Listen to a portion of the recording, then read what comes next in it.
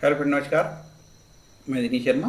आज आपको विशेष धन योग पे एक 7 प्रकार के जो ऋषि पाराशर ने योग बताए हैं, इस आज की जो वीडियो है उसमें 7 प्रकार के विशेष धन योग के बारे में बताया जाएगा।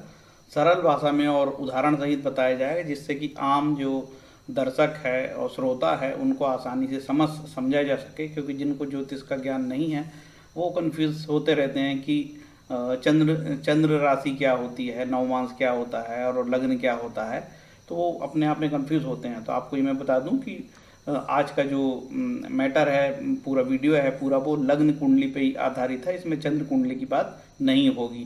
तो बृहत पाराशर का होरा शास्त्र है, उसी में ये धन योग दिए हुए हैं। आगे बढ़ने से पहले ऋषि पाराशर महाराज को प्रणाम करते हुए आगे बढ़ते हैं। ग्रहों के संयोजन को योग कहते हैं। तो कुछ विशेष प्रकार के यहाँ योग दिए जा रहे हैं। एक अच्छे योग होते हैं, बुरे योग होते हैं, एक दुर्योग होता है, एक शुभ योग होता है। ठीक है, यही जीवन में उतार चढ़ाव लाते हैं। कुछ योग कुंडली में अच्छे मिलते हैं तो कैरियर बहुत आगे बढ़ता है।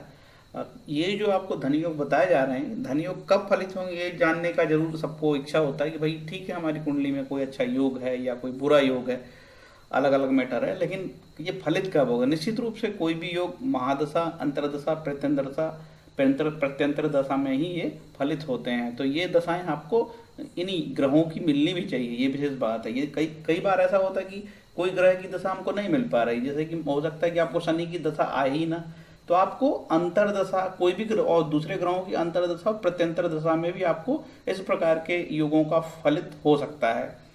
योग बहुत से शास्त्रीय ग्रंथों में दिए हैं और योग का अपना बहुत महत्व है। कुंडली में ऋषि पाराशर ने से 1800 योगों की चर्चा की है। और योग, जब योग होंगे कुंडली में तभी वो समय आने पर योग कारक होंगे। तो बृहद पाराशर होरा शास्त्र में विशेष धन योग की बात हुई, उनमें 7 योग बताए गए हैं और उसमें सूर्य से लेके मंगल, गुरु, बुध, शुक्र तक के अलग अलग योग बताए हैं। तो उसका विवरण मैं आपको बताना चाहूंगा। ये मैंने श्लोक यहाँ पे लगाया है कि ये ऋषि पाराशर की होरा शास्त्र से श्लोक है। श्लोक नंबर 9 से 15 में है और अध्याय है विशेष धन योग, उसी से ये डिटेल मैंने लिया है। पाराशर मुनि इसमें बोलते हैं कि हे विप्र, अब मैं विशेष धन अध्याय कहता हूँ, जिसमें जन्म लेने वाला निश्चित रूप से धनवान होता है, ऐसा ऋषि पाराशर महाराज ने कहा है। तो ये जो धन योग है इसको आपको ध्यान से देखना पड़ेगा कि क्या कहते हैं और किसकी कुंडली में, किस किस लगन की कुंडली में ये बैठते हैं। देखिए सूत्र क्या बोलता है, सूर्य सहित सूर्य की राशि लग्न है यदि वह मंगल गुरु से युत दृष्ट हो तो। सूर्य सहित सूर्य की राशि लग्न है तो निश्चित रूप से ये 5 नंबर का जो सिंह लगन है यही, क्योंकि सूर्य की तो एक ही राशि होती है। तो बात किसकी हो रही है, तो सिंह लगन की बात हो रही है और इसमें सूर्य बैठे हैं। और साथ में यदि गुरु और मंगल युत हो, तो मंगल और गुरु युत हो तो ठीक है, मंगल गुरु यहाँ पे युत हो गए। ऐसी परिस्थिति आती है कि किसी कुंडली में मंगल गुरु युत नहीं है। ठीक है, यहां से देखते हैं हम, मंगल गुरु युत नहीं है, चलो हम इनको अलग कर देते, भाई मंगल गुरु हमारे युत नहीं है, ठीक है, अलग कर दिए। लेकिन सूर्य तो यहां बैठा है। आगे कहते हैं युत या दृष्ट हो, तो याद रखे कि गुरु महाराज की दृष्टि यहां बैठेंगे तब यहां 9वीं दृष्टि पड़ेगी। ठीक है, 5, 6, 7, 8, ये गुरु महाराज की 3 दृष्टियां होती है। इसके बाद गुरु महाराज यहाँ बैठेंगे तो 7वीं दृष्टि पड़ेगी। कोई भी ग्रह यहाँ होगा तो 7वीं दृष्टि पड़ेगी। ठीक, यदि गुरु महाराज यहाँ होंगे तो 5वीं दृष्टि पड़ेगी, 1, 2, 3, 4, 5 ऐसा योग हो। और मंगल यदि यहाँ पे बैठेंगे, ये 6वां भाव है, तो यहाँ से उनकी 8वीं दृष्टि पड़ेगी, 7वीं ये इनकी 8वीं दृष्टि पड़ेगी। हाँ, यहाँ से तो 7वीं पड़ेगी।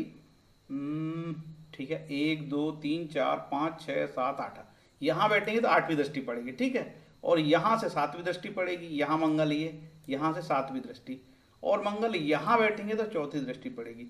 तो अब लेकिन ऐसा कुंडली में योग होना चाहिए कि मंगल गुरु से युत हो। तो ये तो संभव है कि यहाँ होगी युति आपकी, जब यहाँ युति होगी तो फिर दृष्टि की बात खत्म हो गई। ठीक है, हो सकता है किसी जातक की कुंडली में यहाँ युति नहीं है भाई, ठीक, ये यहाँ युति नहीं है और मंगल महाराज मान के चलो यहाँ बैठे हैं या यहाँ बैठे हैं तो दृष्टि देंगे। ये तो संभव नहीं कि सभी की कुंडली में ऐसे ही होगा।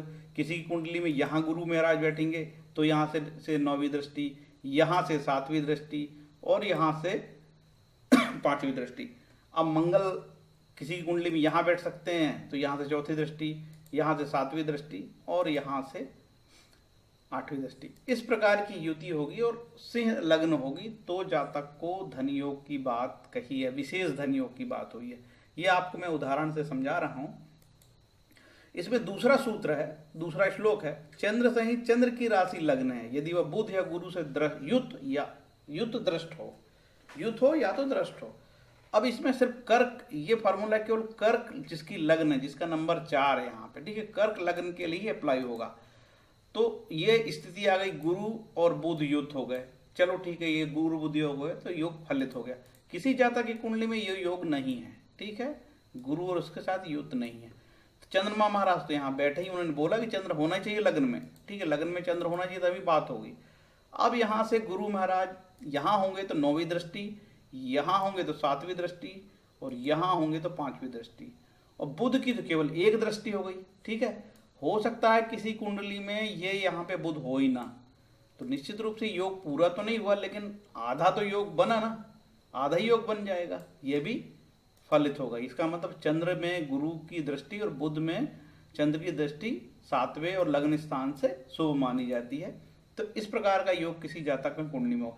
अब समझने के लिए कि किसी की कुंडली में गुरु इस तरीके से बैठ सकता है, या तो गुरु आपका यहाँ होगा, या तो यहाँ होगा, या तो यहाँ होगा, ठीक है, यहाँ से भी दृष्टि पड़ेगी, ठीक है, और यहाँ से भी पड़ेगी और यहाँ से भी पड़ेगी।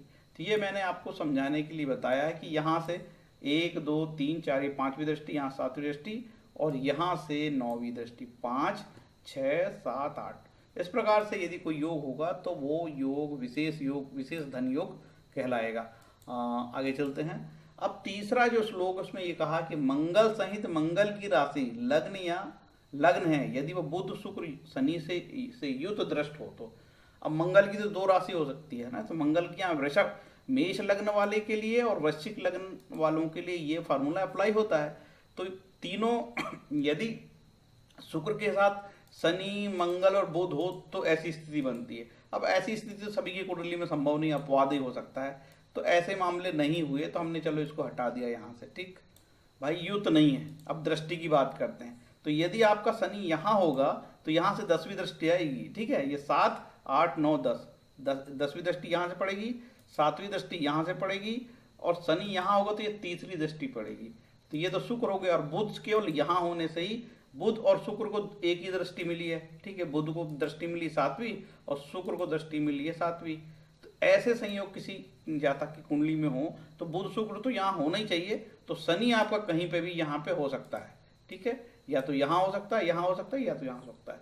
यदि इस प्रकार का कोई संयोग मेष लग्न की कुंडली में बने तो वो विशेष योग कहलाएगा। और यदि ये तीनों मंगल शनि और बुध यहाँ बैठ जाए तब तो योग बन ही रहा है। आगे चलते हैं। वृश्चिक लग्न की कुंडली में भी ऐसा योग बनता है, किसी जातक की कुंडली में वृश्चिक लग्न में मंगल सहित मंगल की राशि और बुध शुक्र शनि युत हो तो ये तीन, यहाँ चारों ग्रह ऐसे होने चाहिए, लेकिन ये सभी ग्रह कुंडली में संभव नहीं है।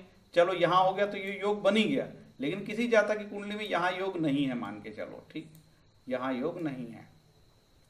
हो सकता है शनि उसके यहाँ बैठा है तो 10वीं दृष्टि देगा, और बुध और शुक्र यहाँ होके 7वीं दृष्टि देंगे, और शनि महाराज यहाँ से 3री दृष्टि देंगे, ठीक है। तब ऐसी स्थिति में किसी भी जातक का ये योग फलित होगा और योग बनेगा, धन योग बनेगा। आगे चलते हैं। बुध सहित बुध की राशि में, बुध की 2 राशि हुई, या तो ये कन्या राशि या मिथुन राशि वालों के लिए योग के लिए ये श्लोक और फार्मूला बैठता है, ठीक है। तो बुध सहित या बुध की राशि में शनि और गुरु, तो देखिए बुध के साथ हमने शनि और गुरु को यहाँ किसी जातक की कुंडली में संयोग से कन्या लग्न हो या मिथुन लग्न हो, दोनों में अप्लाई होता है ये। तो इस प्रकार से योग होंगे।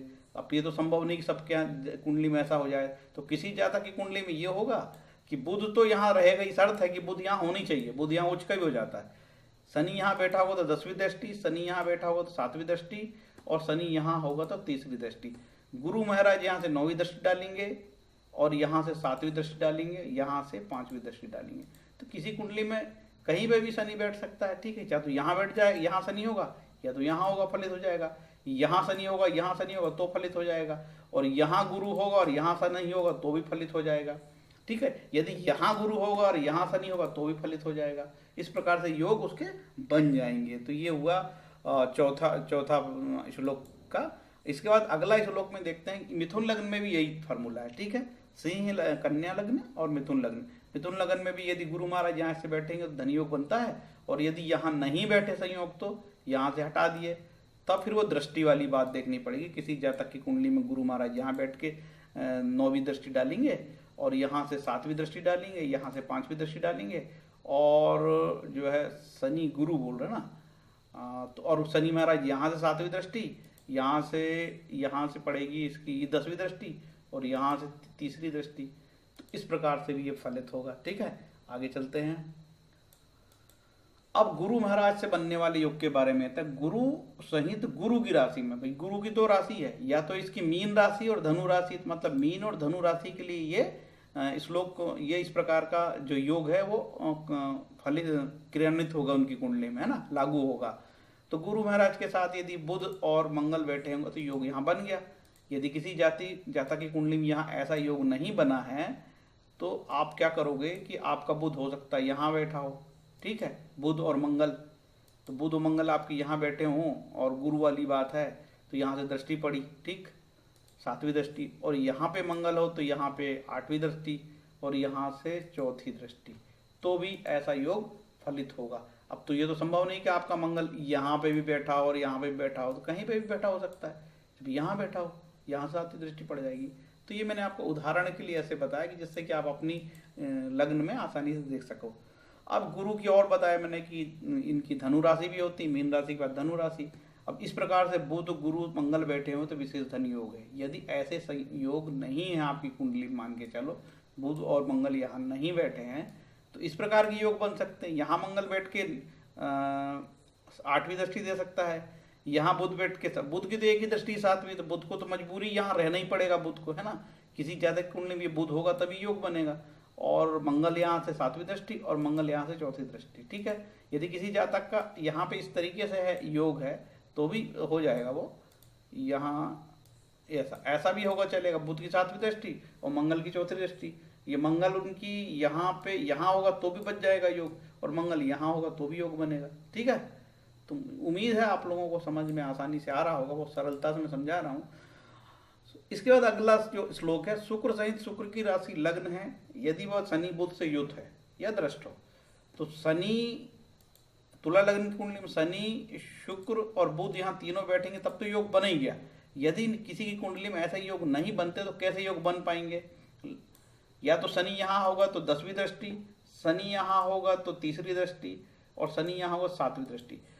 श्लोक ये कहता है कि या तो वो शुक्र के साथ शनि बुध बैठें, युति करें, या तो फिर वो दृष्टि करें। तो दृष्टि तो ये तीनों स्थानों से शनि की पड़ती है, और बुध की एकमात्र दृष्टि 7वीं दृष्टि है, तो उसको बुध को यहाँ ही बैठना पड़ेगा, यहाँ से ही 7वीं दृष्टि इसकी पड़ेगी, है ना। तो हो सकता है कि आपकी कुंडली में शनि महाराज यहाँ ना हो, यहाँ हो, ठीक है, 7वीं दृष्टि यहाँ हो तो तीसरी दृष्टि, और यहाँ पे हो तो 10वीं दृष्टि, तो योग होगा। तुला लग्न में भी इसी वृषभ लग्न में भी इस प्रकार का योग होगा। यदि संयोग से आपकी कुंडली में ये शनि शुक्र बुध एक साथ बैठे हैं तो विशेष धन योग, यदि नहीं है तो शनि बुध को हम अलग करते हैं। शनि बुध आपके यहाँ लग्न में नहीं बैठे हैं, नहीं बैठे तो हो सकता है कि आपकी तुला लग्न हो, शुक्र महाराज यहाँ बैठे हो और शनि यहाँ से दृष्टि देगा तो भी फलित होगा योग। और यहाँ से किसी जातक यहाँ शनि बैठे होंगे तीसरी दृष्टि, किसी जातक की दृष्टि यहाँ शनि बैठे होंगे तो 7वीं दृष्टि, और बुध तो यही रहेगा क्योंकि बुध के पास एक ही दृष्टि है, ठीक है। शनि के पास 3 दृष्टि है, मंगल के पास 3 दृष्टि है, गुरु के पास 3 दृष्टि है, लेकिन बुध के पास एक ही दृष्टि है। तो इस प्रकार से योग फलित होगा। आगे चलते हैं। शनि से एक बनने वाला योग, यदि किसी जातक की कुंभ लग्न हो और शनि तो यहाँ बैठे हों और साथ में मंगल और गुरु भी बैठे हों तो विशेष धन योग। अब ये किसी यहाँ ऐसा बैठ गया तो योग बन गया। हो सकता है ऐसा योग सभी जातक को ना मिले, तो यहाँ से मंगल और गुरु को हम हटाते हैं, ठीक है। तो गुरु महाराज यहाँ बैठ के 9वीं दृष्टि, यहाँ बैठ के 7वीं दृष्टि और यहाँ से 5वीं दृष्टि, ठीक, शनि को देंगे। और मंगल यहाँ बैठ के 8वीं दृष्टि, यहाँ से 7वीं दृष्टि और यहाँ बैठ के 4थी दृष्टि देंगे, ठीक।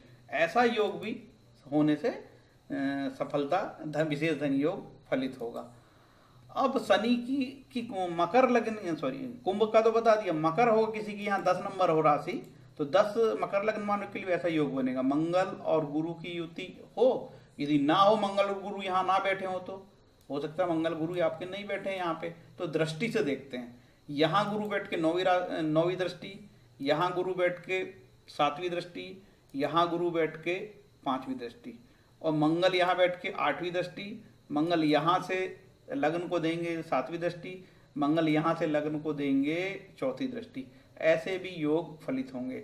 ठीक है, तो समझने के लिए मैं आपको बता देता हूँ कि मंगल आपका भाई हो, या मंगल और गुरु कहाँ होंगे, या तो एक साथ होंगे तो योग बन गया। ठीक है, किसी कुंडली में ऐसे नहीं है तो फिर इस तरीके से होगा कि यहाँ से यहाँ गुरु नहीं होगा तो यहाँ होगा तो भी अप्लाई हो जाएगा। हो सकता है मंगल आपका यहाँ होगा तो भी एप्लीकेशन हो जाएगा ये फार्मूला, मंगल यहाँ होगा तो भी एप्लीकेशन हो जाएगा फार्मूला, है ना। उसी तरीके से मंगल यहाँ हो, गुरु किसी का यहाँ होगा तो एप्लीकेशन होगा ये चीज़, यहाँ से भी एप्लीकेशन होगी और यहाँ से भी एप्लीकेशन होगी। ठीक है, यहाँ से अप्लाई हो जाएगा फार्मूला, इस तरीके से होना चाहिए। आगे चलते हैं। इतना ही योग बताया था, जितना योग बताया था मैंने आपको बता दिया। उम्मीद है कि आपको ये मेरा वीडियो अच्छा लगा होगा और सरलता से मैंने समझाया है। फिर भी जिस व्यक्ति को ज्योतिष का ज्ञान नहीं है उसमें कन्फ्यूजन हो सकता है, इसीलिए मैं आपको बता दूं ये क्यों लग्न कुंडली है। ठीक है, लग्न कुंडली का मतलब ये होता है कि किसी जातक की कुंडली में जैसे यहाँ पे चंद्रमा में लिख देता हूँ। ठीक है, ये तो लग्न कुंडली हुई।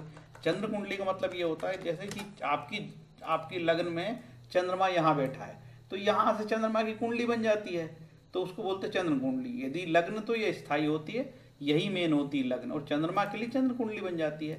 तो ये मैंने आपको उदाहरण से समझाया है। उम्मीद है आपको मेरी जानकारी अच्छी लगी होगी। यदि मेरी जानकारी अच्छी लगी होगी तो आपसे निवेदन है कि मेरे चैनल को सब्सक्राइब करें, लाइक करें, शेयर करें, कमेंट करें।